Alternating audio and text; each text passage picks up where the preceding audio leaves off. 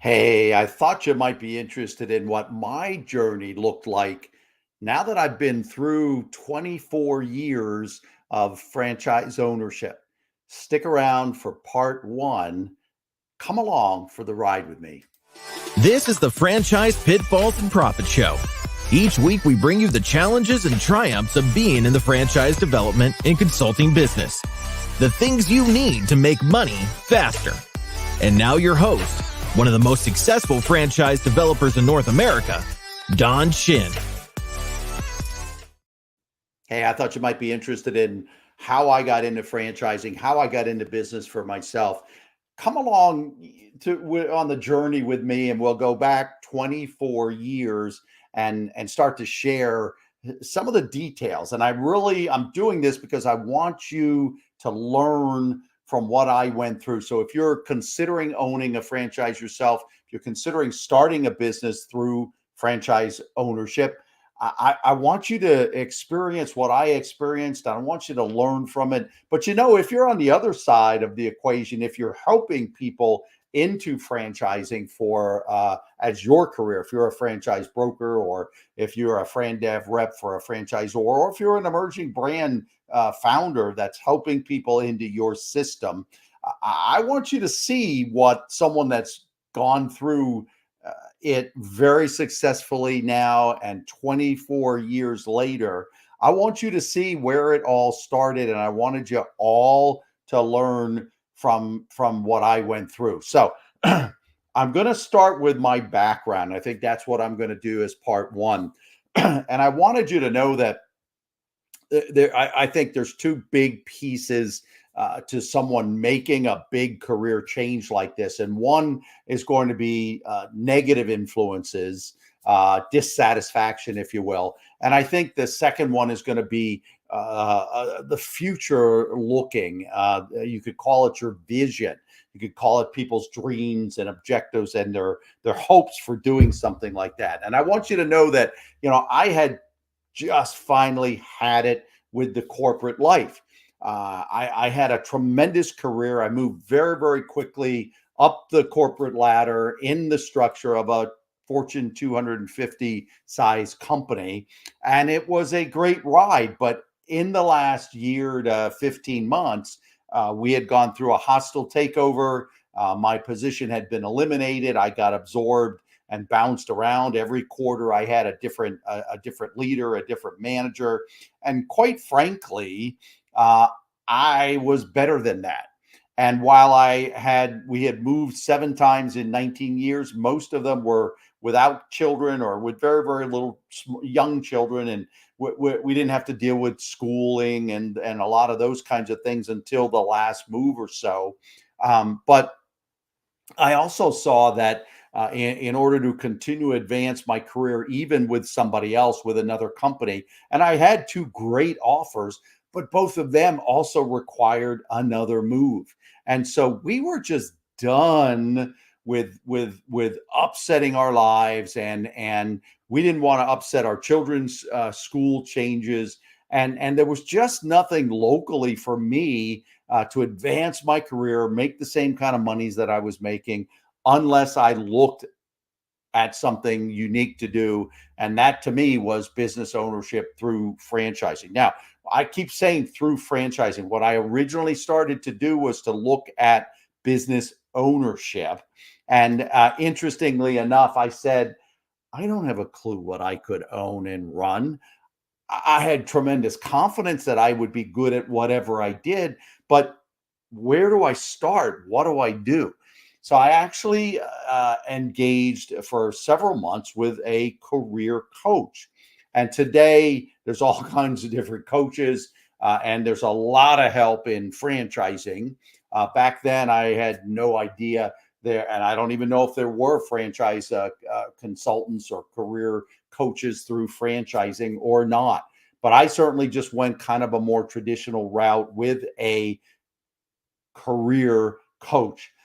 So one of the things I would encourage you to do is to get help. That's probably the biggest thing I would encourage those of you who are thinking about doing something like this, is get some help.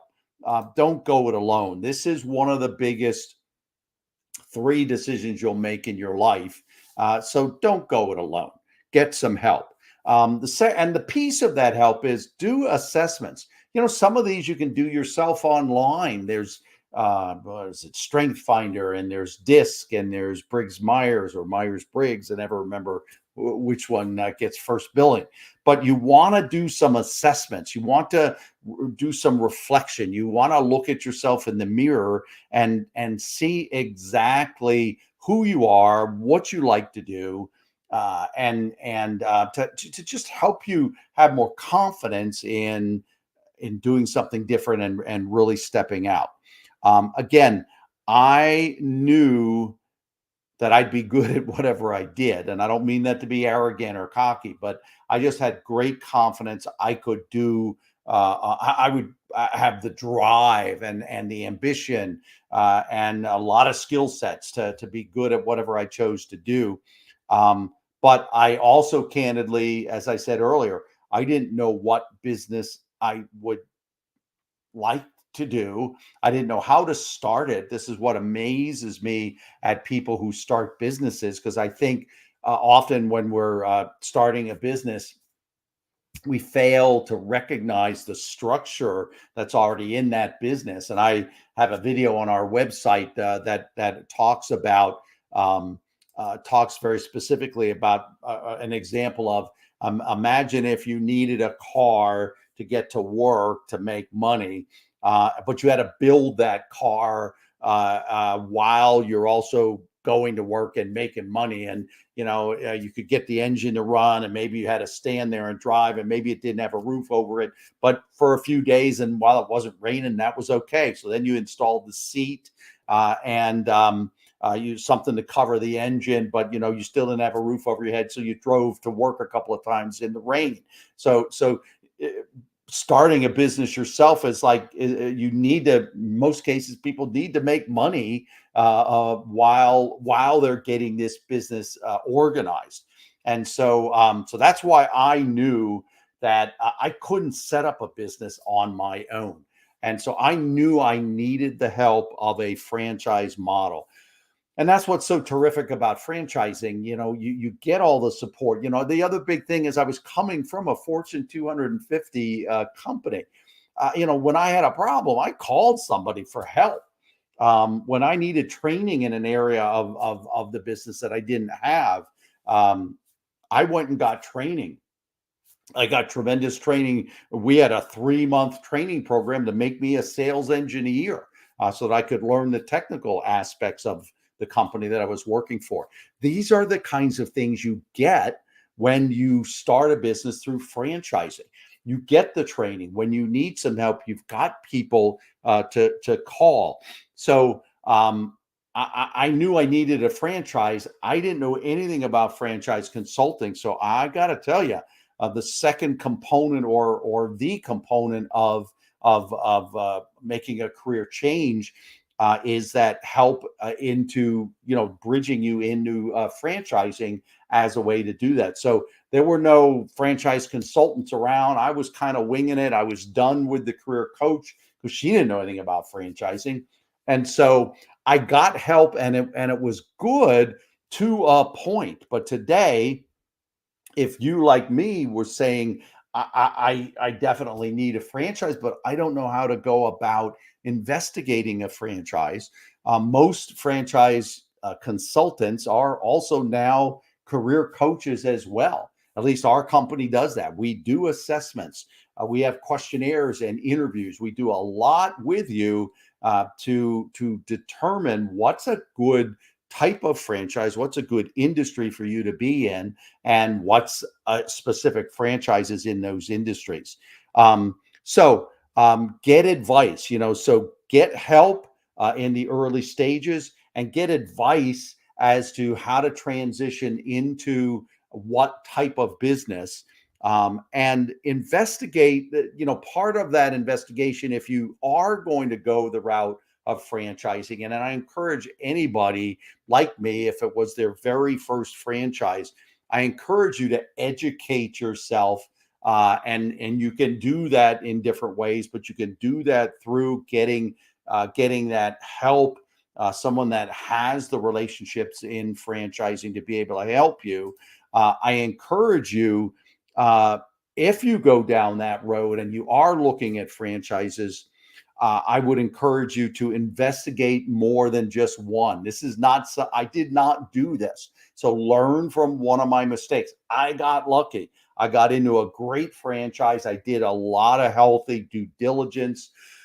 I had a lot of dissatisfaction, as I said, but I also know that I had a lot of vision. I had a lot of purpose. I knew I wanted to help people. I got into a coaching franchise. I knew I needed to be in a real people business. I needed to be pouring into people and encouraging people.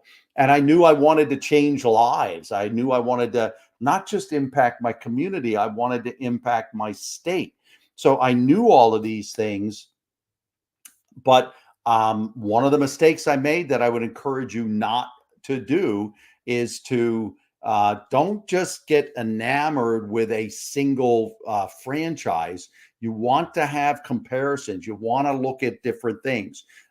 Even if it's two different types of franchises, you want to look at it, again, if you're matched properly and they recommend a dog washing franchise and a business coaching franchise, you want to have something to bounce it against.